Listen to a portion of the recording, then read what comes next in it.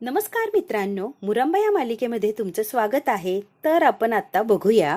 ते बसलेले असतात मुकादम फॅमिली आणि त्यांनी शब्द दिलेला असतो की 6 महिन्यानंतर रेवाशी लग्न करणारे अक्षय. आणि आता डिवोर्सची प्रोसिजर तर चालू असते रमाची आणि अक्षयची. ती म्हणते हो, तुम्ही जे शब्द देताय, जे बोलताय, जे सारखं सारखं सांगताय, तो शब्द फक्त कागदावर लिहून हवाय. तोंडी मला काहीच नकोय. सगळं कागदपत्री लिगली असलं की मला एक खात्री राहणार आहे. त्यासाठी तुम्ही हा तुमचा शब्द आहे ना मला लिहूनच द्या. काय बोलतेस रेवा, लिहिण्याची काय गरज आहे, आहोत की आम्ही. नाही नाही, म्हणजे मला खात्री राहील ना. 6 महिन्यानंतर थाटामाटात अक्षयशी लग्न करणार आणि संसार थाटणार. त्यामुळे मला लिहून पाहिजे लिगली. तो अगं रेवा, हे काय लावलंय कागद बिगत, तर बोललोय ना, मग विश्वास नाही का तुला आमच्यावर. त्यांनाच धक्का बसलेला असतो की ही लिगली लिहून देण्याची भाषा का करतेय रेवा. आईच्या डोक्यात नेमकी चाललंय तरी काय. मयुरी, अनंत, बी सगळेच समजावून सांगण्याचा प्रयत्न करत असतात. हिला मात्र कोणाचं काही ऐकायचं नसतं. तेव्हा विश्वास ठेव, मयुरी तिला म्हणत असते, कशालाही कागदपत्र आणि काय, कशाला भानगडीत पडतेयस ग, दे की सोडून. म्हणतो ठीक आहे चल, त्यात काय एवढं, असू दे ना, सही करायची ना, मी करतो सही, आण इकडे चल. आता हसत असते, कर नाही त्याला डर कशाला, आण इकडे, मी सही मारून देतो, चल चल चल, आण इकडे. सही करतो माझ्या मोत्यासारख्या अक्षरात, चल आण इकडे चल. अहो बाबा, व्हेरी नाईस, पण कागद वगैरे आणा. मग ते सही वगैरे करायची मेहनत घेऊच नका तुम्ही.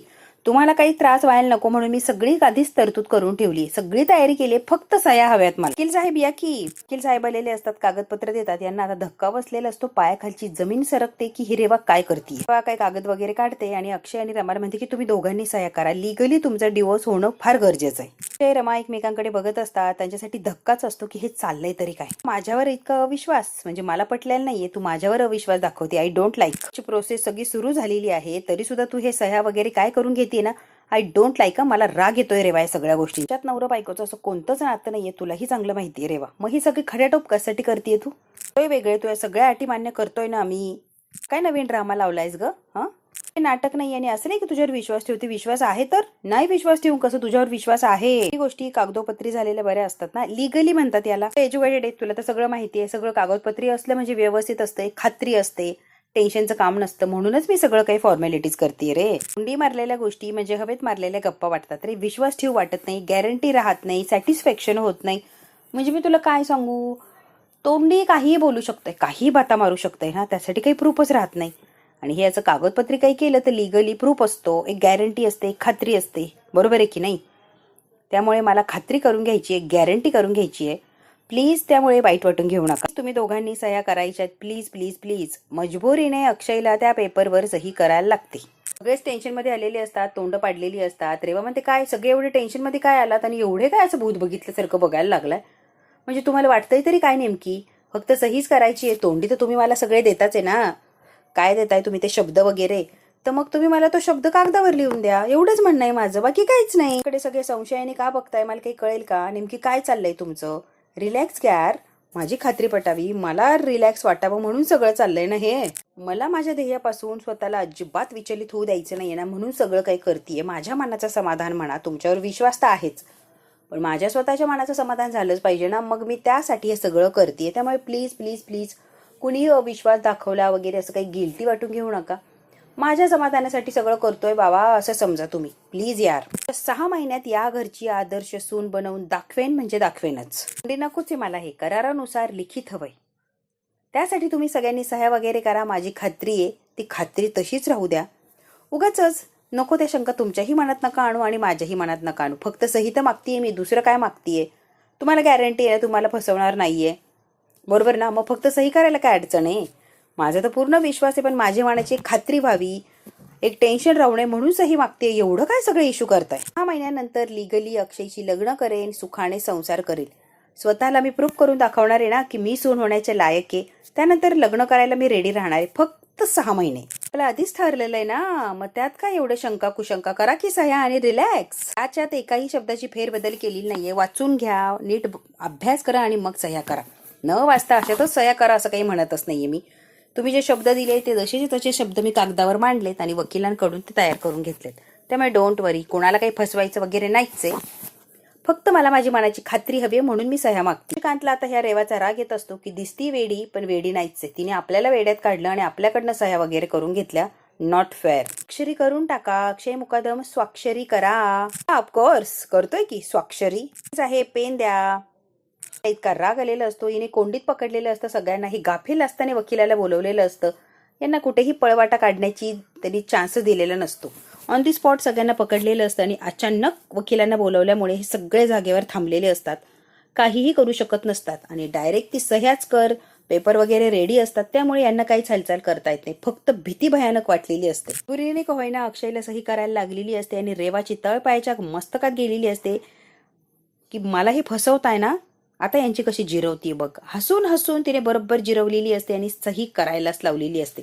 अक्षयने तर सही केलेली असते, आता रमाला सुद्धा सही करायला लावायची असते. रागाने बघत असते या रेवाकडे, सही करतेयस की पाऊल मागे घेतेयस, म्हणजे तुला नाही करायची का सही, ती का सही मागे वगैरे काय घेईन पाऊल. लगेच हसलेली असते ही रेवा, वा सही करतेयस म्हणजे शब्द पाळती. मनावर दगड ठेवून तिने सही केलेली असते. अक्षयला तर टेन्शन आलेलं असतं आणि रमा तर काय करू आणि काही नाही अवस्था झालेली असते, पण आता काही दाखवता येत नाही, ते तर मजबुरीने सही करत असते. Thank you so much, thank you so much. बाबा कसं आहे ना, मी कसं म्हटलं होता, कर नाही तर डर कशाला, बरोबर ना. तुम्हाला काही करायचंच नाहीये वेडं वाकडं, जे आहे ठरलेलं तसंच करायचंय, तर मग डर कशाला. नुसत्या सह्या घेतल्या, माझ्या मनाची खात्री झालीये, रिलॅक्स.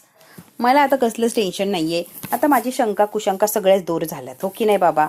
कॉफी तुम्हाला कुरिअर करते. वकील साहेब म्हणतात हो नक्कीच. आहे ना, या खेळातून कुणालाही कधीही बाहेर पडता येणार नाही, सगळेच अडकलो आपण या खेळात आणि हा खेळ असाच कंटिन्यू ठेवायचा आहे. त्याने बाजी मारलेली असते. मुकादम स्वतःला फार शाणे समजतात, त्यांच्यापेक्षाही शाणी ठरलेली असते आणि कायद्याच्या कसाट्यात त्यांना अडकवलेलं असतं. आता त्याला फार हलक्यात घेतलेलं असतं, तिला हलक्यात घेतलं हे त्यांना महागात पडलेलं, हे तिने अगदी स्पष्ट दाखवून दिलेलं असतं. गेलेली असते मोठ्या तोऱ्यात. अभिला इतका राग येतो, हिची सणसणीत कानाखाली देऊ की काय असं झालेलं असतं, अगदी दात खात असतो तिच्यावर. आता इतका राग, सगळ्यांनाच राग आलेला असतो तिचा, त्यांच्या चेहऱ्यावरचं हसूच गायब झालेलं असतं. अक्षय आणि रमा निवांत असे बाहेर बसलेले असतात अंगणात. रमा हे सगळं कायद्याच्या कचाट्यात अडकतंय, कळतंय का तुला. दुसरं काही नाही का, पण आपण अडकलो गेलोय ना, आता चित्र असं अडकू शकतोय आपण, कळतंय का तुला. तिने लिगली सगळं केलंय ना, त्यामुळे आता शब्द मागं फिरवता येणार नाहीये आपल्याला. चांगलंच कोंडीत पकडलंय. काय एवढे घाबरताय तुम्ही, अवघड काय एवढं त्यात, रिलॅक्स. काही जरी झालं, तिने पेपर जर पुढे केला तर काय करणार आहेस तू, काही बोलता येणार आहे, काही जागा आहे आपल्याला. पाताळ यंत्री बाई आहे ती, एकदम खालच्या पातळीला जाऊन वागू शकते ती, काहीही करू शकतीये. ते राहिलेले महिने या घरात टिकेल असं वाटतंय तुला. अगं रेवा आहे ती, काहीही करू शकतीये, रेवा म्हणतात तिला.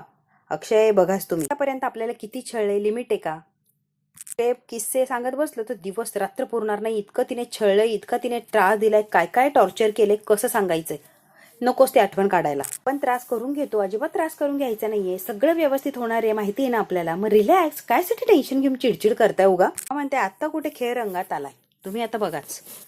तिचं डाव तिच्यावर कसं उलटवतो तिने, अगदी लिगली सह्या वगैरे केल्यात ना, तिचाच कागद तिच्या तोंडावर कसा मारायचा आपण ठरवू की.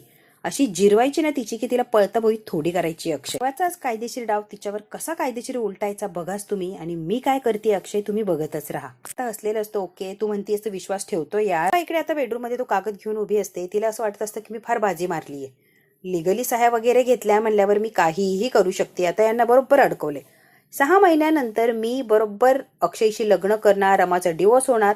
आता स्वप्न रंगवायला सुरुवात. अक्षय रमा काहीही करा, कसंही करा, कायद्याचं वेपन माझ्या हातात आहे ना. आता मात्र तुम्ही काही करू शकत नाहीये, कारण मी कायद्याच्या कसाट्यात तुम्हाला अडकवलंय. पुढच्या 6 महिन्यात कायद्याच्या शस्त्राने मी तुला अक्षयपासून दूर करणार म्हणजे करणार, हा माझा शब्द आहे. तू बघच आता मी कसं दूर करते. ज्या पद्धतीने माझा करूनच राहणार रमा, हा शब्द आहे रेवाचा. काही झालं तरी अक्षय माझा होणार, माझा येतो आणि मी मिळवणार म्हणजे मिळवणारच.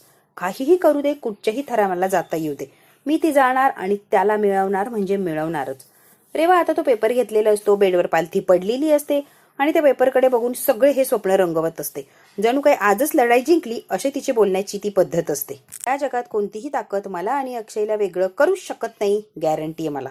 अगदी तू सुद्धा मला आणि अक्षयला वेगळं करू शकणार नाहीये, एवढी गॅरंटी नक्कीच आहे. तुला काय करायचंय तसं तू कर, काय डावपेच खेळायचे, काय कसं खेळ मांडायचाय तू मांडच.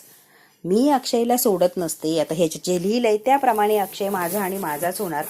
कुठच्याही थराला जाऊन, कुठच्याही पातळीला जाऊन अक्षयला मिळेल तेव्हाच ही रेवा ऐकणार म्हणजे ऐकणार. रेवा स्वतःशीच बोलत असते आणि स्वतःच कौतुक करत असते आणि रमाला चॅलेंज देत असते. आता बघायचंच फक्त मी कसं आणि काय करतेय. मी आता माघार घेणार नाही आणि थांबणार तर अजिबात नाही. फार गर्व झालेला असतो स्वतःवर की मी कागदपत्री यांना अडकवलंय ना, मी काहीतरी वेगळं केलंय. रेवाला माहितीच नसतं की तिने फक्त कागदपत्री सह्या केल्यात, पण इथून पुढे आता ही सगळी लोक तिला कशा पद्धतीने टॉर्चर करतील याला काही लिमिट नसणार आहे. हिला टॉर्चर केलं की ऑटोमॅटिक 6 महिन्याच्या आत ही इथून पळ काढणार, यात काही शंकाच नाही. रेवा आता सध्या घमेंडीत असते, त्या पेपरकडे बघते आणि फार गर्व चढलेला असतो. अगं काय छान आवडलंय किचन, वा वा वा, आत्तापासूनच सुग्रण संस्कारी गृहिणी झालीयस. वा, एक नंबर सगळं किचन आवरून ठेवलाय. कमाल कमाल कमाल. तू सगळ्या बाजूने प्रयत्न करतेस रेवा, अति उत्तम. काय पद्धतीने हँडल करायला शिकलीयस सगळं.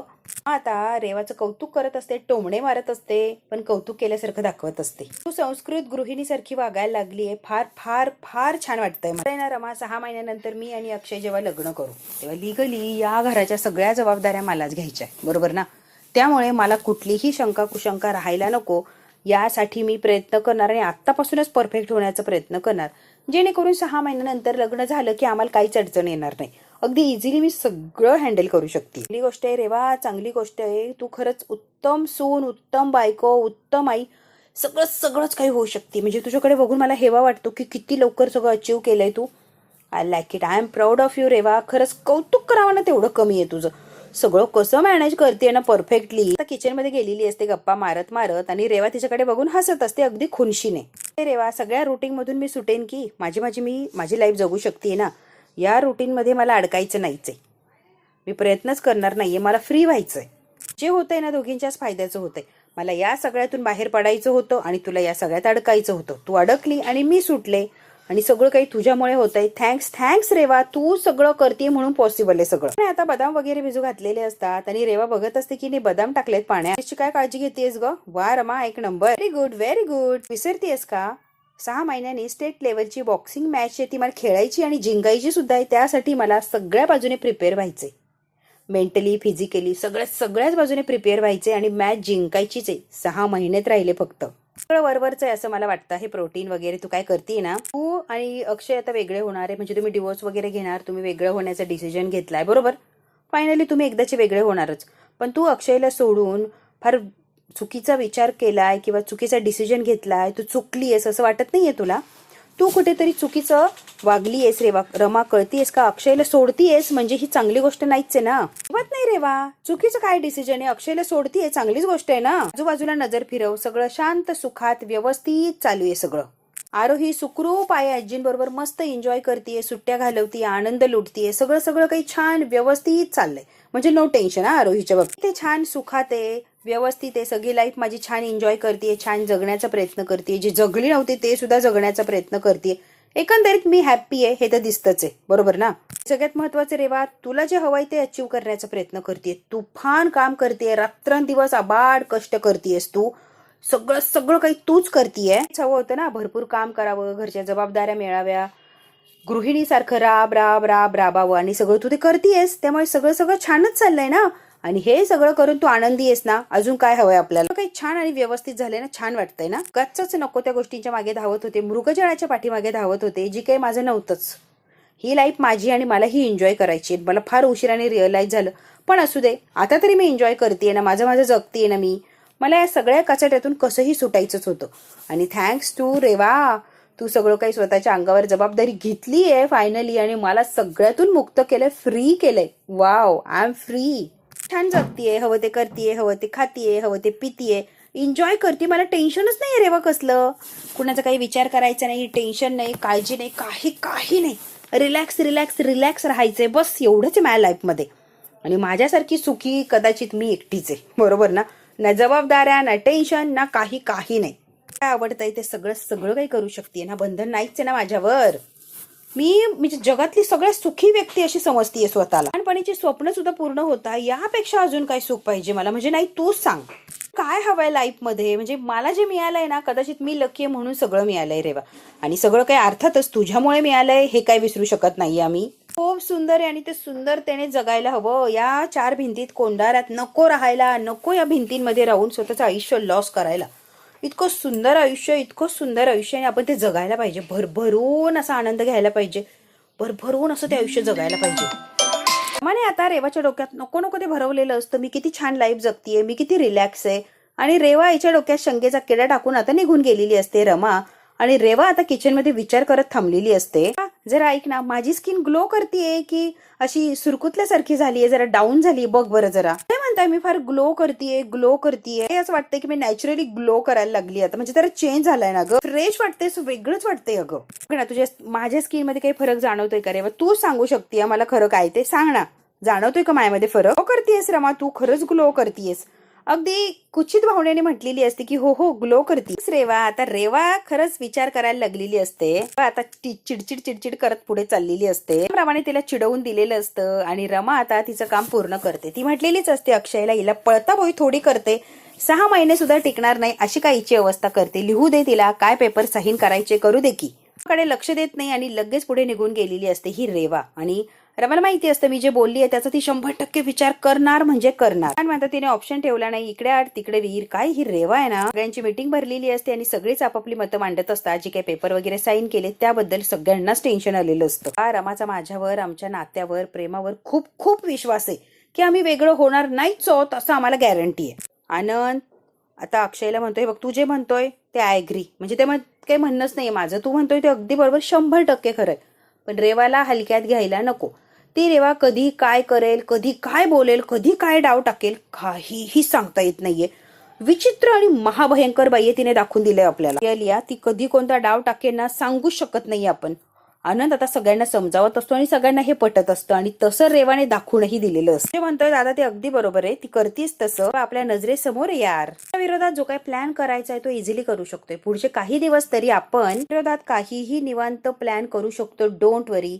तिला हाणून पाडण्यासाठी आपण काहीही करू आणि तिच्यासारखं कुठच्याही पातळीला जाऊ. आपण ती जसं वागतीये ना तसंच वागण्याचा प्रयत्न करू. कारण मुकादम शांतपणे ऐकत असतात. अक्षय जे म्हणतोय ते समजून घेण्याचा प्रयत्न करत असतात. त्यांना शांतता ठेवूया प्लीज यार, कारण डोकं आधीच हे झालंय आणि असं काही म्हटलं की अजून बोर होऊन जातं. अभिला इतका राग आलेला असतो त्या रेवाचा की रेवा काहीही करू शकते यांच्या लक्षात आलेले. आता तिला हलक्यात घ्यायचं नाही रे बाबा. काय म्हणतो शांतता ठीक आहे, 6 महिन्याच्या मुदतीचं करायचं काय? महिन्याची मुदत होती 1 महिन्यापूर्वी, आपण तेव्हाही तेच बोलत होतो, तेव्हाही तिला हलक्यात घेतलं होतं बरोबर ना. फक्त 5 महिन्यांची राहिली, 1 महिना ऑलरेडी कटलाय. 1 महिना तिने बरोबर सगळं हँडल केलंय, कळतंय का? 5 महिने राहिलेत आणि कदाचित तिने जर 5 महिने संपल्यावर कायदेशीर कारवाई केली, काही हक्क सांगितला, काही केलं तिने तर काय करणार आहोत? जरा विचार आहे का बाबा? सगळं माहिती, अरे सगळं माहिती तर मग काहीतरी पर्याय शोधा. 5 महिने अशी निघून जातील तर कळणार सुद्धा नाही आणि खरंच जर ती जिंकली तर पुढे काय करणार आहोत? बरोबर आहे रे अक्षय. अक्षय म्हणतो एक आयडिया आहे आपल्याकडे. संपायच्या आत रमा आहे ना फिरवतो की नाही बघाच तुम्ही. रमा आता इतकी कसून तयारी लागलीये. 5 महिन्यांची मुदत संपायच्या आधी खेळ फिरवणार म्हणजे फिरवणार. मी चॅलेंज देतो. तो आलोच मी. आता हे सगळ्यांना टेन्शन आलेलेच असतं. अक्षय आता रमाकडे चाललेला असतो आतमध्ये. शशिकांत, अनंत, अभित तिघेच उरलेले असतात इथे. हे बघा काका, टेन्शन येणं साहजिक आहे आणि टेन्शन घ्यायलाच लागणार आहे कारण सिच्युएशन तशी आहे. पण मला कॉन्फिडन्स फुल गॅरंटी आहे मुदत संपायच्या आधी ते दोघं असं काहीतरी डाव टाकणार म्हणजे टाकणार की सगळं काही फिरवूनच टाकणार. तुम्ही बघा आज ते कसे आणि काय करताय. आता इतके काही ते फासा पलटवतील की कुणालाच काही कळणार नाही. मुदत संपायच्या आज सगळं व्यवस्थित होऊन जाणार. पर्यंत आपण सगळ्यांनी हातावर हात ठेवून बसायचं का? जे काही चाललंय ते चालू द्यायचं का? आपण काहीच रिॲक्शन घ्यायची नाही का? म्हणजे मला असं म्हणायचं की आपण काही करूच शकत नाही आहोत का? काय म्हणतो भाभी तू बघ, नियम आणि नेम बरोबर निशाण्यावर लागणार म्हणजे लागणारच आणि तो निशाण्यावर लागलाच पाहिजे. इतकं परफेक्ट आपण प्लॅनिंग करायचं. असं काय नेम टाकायचा की खेळ खल्लास, परत विषयच नाही, नो एक्सक्यूज. कळतंय का तुला? एक डाव आणि खेळ खल्लास. बघ तू अभ्या कसं आणि काय होतं परफेक्ट. तर रेवाने स्वतः जिंकली असं वाटत असतं पेपर साईन करून, पण मुकादमांना जास्त स्ट्रॉंग केलेलं असतं आणि लढाईसाठी अजून तयार केलेलं असतं. सगळे मुकादम आता कंबर कसून लढाईला सुरुवात करतात. काहीही करून लढाई जिंकायची म्हणजे जिंकायचीच. तेव्हा आता इकडे वेडीपिशी झालेली असते. रमा म्हटलेली असते की माझी स्किन किती ग्लो करते बघ की. आणि रेवाला शशिकांतने आणि मयुरीने आधीच दाखवून दिलेलं असतं. रेवाने आता स्कॅनिंग वगैरे करायला सुरुवात केलेली असते. स्वतःचे फोटो टाकलेले असतात. आता गुगलला विचारत असते की माझ्या चेहऱ्यावर एजिंग वगैरे दिसतंय का? खरंच डल झाली आहेस का? स्किनमध्ये ग्लो वगैरे राहिला की नाही? रेवाने नको ते प्रश्न विचारलेले असतात आणि ते सुद्धा आता प्रश्नाचे उत्तर द्यायला लागतात की हो फोटो फार डल दिसताय आत्ताचे. मागील फोटो छान होते, स्टँडर्ड स्किन होते, आता काहीच नाही, डल झालीये, अजिबात त्याच्यामध्ये ग्लो राहिलेला नाहीये आणि फार तुमच्या चेहऱ्यावर एज झाले असं लगेच स्पष्ट दिसतंय. कुणी बघितलं तरी फार एजड आहात असंच म्हणणार. ओव्हरवर्क आणि थकलेले आहात असं स्पष्ट दिसतंय. फार काम केल्यामुळे अशी स्किन झालीये लगेच लक्षात येतं. ताण असा जाणवतोय आणि ते दिसतच आहे. शारीरिक आणि मानसिक थकवा असतो तेव्हा स्किनवर लगेच तो इफेक्ट करतो. म्हणते ओ माय गॉड, म्हणजे मी म्हातारी दिसतीये. अरे रे रे रे रे रे रे, म्हणजे रेवा जे मगाशी म्हणत होती मी ग्लो करतीये, रिअलमध्ये ती ग्लोच करतीये. ती खरंच स्टँडर्ड दिसायला लागली आहे तिची स्किन. आणि मला जे बाबा म्हटले की डल दिसतीये, रिंकल्स वगैरे आली आहेत, म्हणजे रिअलमध्ये मी म्हातारी दिसायला लागली आहे, एजड दिसायला लागली आहे.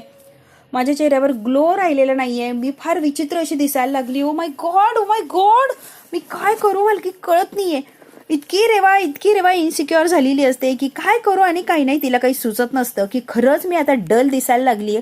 मग अक्षय कसं माझ्या जवळ येईन, कसं मला प्रेम करेल अक्षय, हा सगळ्यात मेन पॉईंट असतो तिच्याकडे. अशीच राबत राहिले, अशीच काम करत राहिले तर अशाच सुरकुत्या यायला लागणार का माझ्या चेहऱ्यावर, अजून डल दिसायला लागणार का मी? Please tell me. होय नक्कीच. तुम्ही तातडीने जर हे सगळे कामं बंद केली नाही, स्वतःकडे लक्ष दिलं नाही, तर यापेक्षाही डल आणि वाईट अशी अवस्था दिसणार. चेहऱ्याची आणि त्वचाची वाईट घाणेरडी अशी अवस्था होणार. मग काही केल्या हे सगळं तुम्ही व्यवस्थित करू शकणार नाही आहात. त्यामुळे प्लीज लवकर तुम्ही जे काय करताय ते थांबवा आणि स्वतःची काळजी घ्यायला सुरुवात करा. अजून डल होण्याची शक्यता आहे. झोप व्यवस्थित घ्या, खाणं पिणं काम कमी करा, अजिबात काम करू नका, तरच तुमची स्किन सुधारू शकते. नाहीतर तुम्ही काहीही करू शकत नाही आहात. याची तुम्ही दखल घ्यावी प्लीज. आता ते स्कॅनिंग वगैरे केलेलं असतं, तिला आहे ते रिझल्ट मिळालेला असतो. आता मात्र रेवा अगदी विचलित झालेली असते की करू काय मी खरंच म्हातारी दिसायला लागलीये, खरंच डल दिसतीये. रेवा माझ्यापेक्षाही सुंदर दिसतीये. तर तिची स्किन ग्लो करायला लागलीये, राहतीही स्टँडर्ड. माझ्यापेक्षा उजवी ठरणार ती रमा आणि मी तिच्या पुढे अगदी काहीच दिसणार नाही. आता हिला काय करू आणि काही नाही, इनसिक्युअर अशी जलस फील व्हायला लागलेली असते. 10% तुमची स्किन डल व्हायला सुरुवात होणार. मग 10% तुम्ही फक्त स्किन तुमची व्यवस्थित बघू शकता. 90% सुरकुत्या, सगळी घाणेरडी स्किन झालेली असणार आहे. नाही, हे झालेलं मी बघू शकत नाहीये. रेवा स्वतःची काळजी घ्यायला लागणार. हे काय होतंय रेवाने मोबाईल वगैरे फेकून दिलेला असतो आणि आता ती चिडचिड करते, विचार करायला लागते. खरंच मी असंच राबत राहिले तर काय व्हायचंय माझं? सारखी येते आरशात बघते. पुढच्या 6 महिन्यात तर काहीच राहणार नाहीये. अजून खराब आणि डल होऊन जाणार स्किन. खूपही दिसायला लागेल. माझ्याकडे स्टँडर्डनेस असं काहीच राहणार नाही. मग उपयोग काय? 6 महिने जर अशीच काम केलं तर काहीही उपयोग होणार नाही, हे रेवाच्या लक्षात आलेलं असतं. आता रेवा फार घाबरलेली असते. ब्युटी ग्लॅमर सगळं काही निघून जाणं. Oh my God. स्किन इकडून तिकडून बघत असते. डोळ्याखालचे डार्क सर्कल, स्किन हात लावून आरशात बघून ही रेवा अगदी थकून गेलेली असते. टेन्शन, रडत असते. काय करू आणि काही नाही तिला सुचत नसतं. अगदी वेडीपेशी झालेली असते ही. आणि आता मित्रांनो, ही वेडीपेशी झालेली रेवा पुढे काय आणि कसं पाऊल उचलणार हे बघायचंय का आपल्याला? तर हा भाग इथेच संपतोय. पुढे काय आणि कशी ती करते हे जर बघायचं असेल, बघूया पुढच्या भागात काय होणार. अगदी आपण थोडक्यात. शिक्षकां मुकादम आलेले असतात. ज्यूस देतीस का मला करून मोसंबीचा? रमा म्हणते हो आणतेच की. बाबा आता हे ज्यूस वगैरे काय लावलंय मध्येच, आम्हाला काय टेन्शन आलंय, तो वकील घरी आलाय त्याचा आणि तुम्ही काय ज्यूस घेऊन आलात? रमा म्हणते रिलॅक्स अक्षय, मला ते बाबांना ज्यूस करून देऊ द्या. बाबा एवढे हसताय म्हणजे नक्कीच डोक्यात काहीतरी शिस्तय. मयुरी म्हणते अगं ज्यूस दे की. शशिकांत मुकादम जो पेपर असतो तो पेपर समोर ठेवून बसलेले असतात आणि मयुरी मुद्दाम पाय आडवा घालते आणि रमाला पाडते. तो ज्यूस सगळा बरोबर त्या पेपरवर सांडलेला असतो. सगळा पेपर खराब झालेला असतो. शशिकांत मुकादम, मयुरी, रमा यांनी जो प्लॅन केला परफेक्ट झालेला असतो. रेवा आता डोळे मोठे करून बघत असते की हे काय झालंय, पेपरचा सगळा सत्यानाश केला या लोकांनी.